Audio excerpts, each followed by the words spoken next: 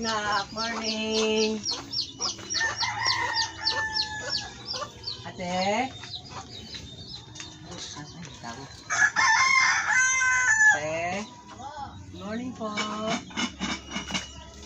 Pasok na. Hey, papasok na ako ate ha. Sabi sa dyan pintuan. Dide? Ay. Kawawa naman. Sige, diretso dito, boss. Dito. Nasaan na?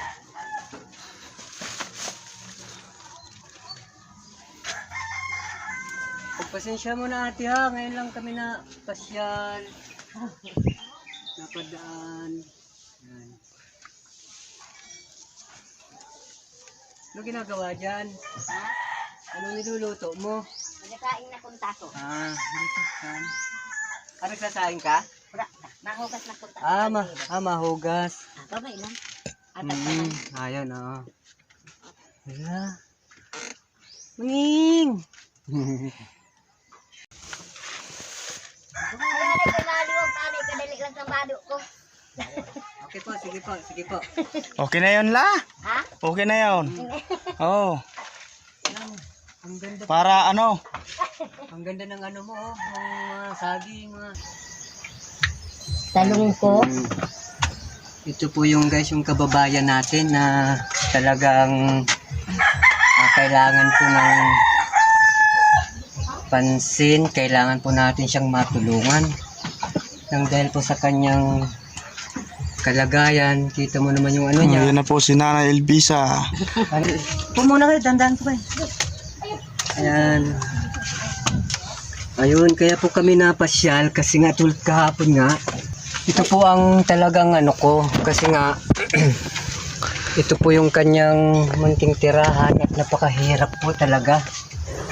Ganito. Ito yung kanyang bahay. Ang gusto ko lang po dito ay kaya po ako naparito kay ate dahil po nalaman ko po yung kanyang kalagayan, ang kanyang sitwasyon. Kaya buti na lang sinamahan ako ng kaibigan ko. Yung mga nakakatulog po sa magandang higaan. Tapos yung kanyang higaan po medyo hindi po para sa atin, hindi po maganda. Kaya ito po ang bala ko. At sana naman matulungan po natin siya sa abot ng ating makakaya ng mabago po ang kanyang tirahan. Kita nyo po. Siyempre po, kababayan po natin, tao din naman po tayo. Gusto po natin na magiging pantay po ang kanyang kalagayan sa atin. Kaya may mga... Tingnan nyo, nakapagtanim pa, oh. Oh, yan, oh, yung mga tanim ni nanay, oh. Ilan po yung ano? Ilan May po yung... papaya, saging. Yung anak niyo? Ate, ilan yung anak niyo? Alam na. 5? Ito po nga po mga kababayan, mga kapatid ko, mga kapatira natin, mga kababayan natin, mga kaibigan. Ito nga po yung ano, si ate nga po. Yan. Bali, inborn na po yan natin, ano? Inborn po ang kanyang kapansanan. Kaya po hindi po siya nakakapagtrabaho, hindi po siya nakakapaghanap buhay. At wala na rin po yung mister niyo po, ano? Wala. Tagal na yun napatay. Wala na po pala po. Bali yung anak niyo na lang po nandito. Ilang anak po yung nandito? Si Bonso lang. Si Bonso lang po. Sabagay pa paano. Wala nga po dito yung anak niya kasi nga naghahagila po siya ng... Ayun nga po, yun nga po ang ano, ang sinadya namin dito na si ate nga po pasila na sana naman mabigyan po natin ng suporta o sana naman sa mga taong may magandang kalooban. Narito po tayo sa ano na tulong-tulungan po natin na upang matupad po yung pangarap po niya na magkaroon po ng maayos na tirahan tulad nga po nito. Kahit sino naman po.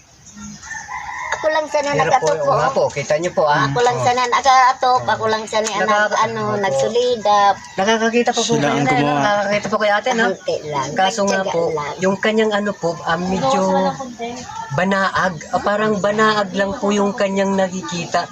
Napakalapit lang po. Kaya, pero biro nyo, nakakagawa siya ng bahay, nakakabubong din po siya. Pero ganun pa man sa kanyang kasipagan at katatagan, Yan guys, ayun po, oh. nagawa niya. Kaya ang gusto ko nga po nito, masuportahan po natin. Butas-butas na, oh, guys. Ganon. Ito lang po ang maano ko at matulungan natin. Siya nga po pala,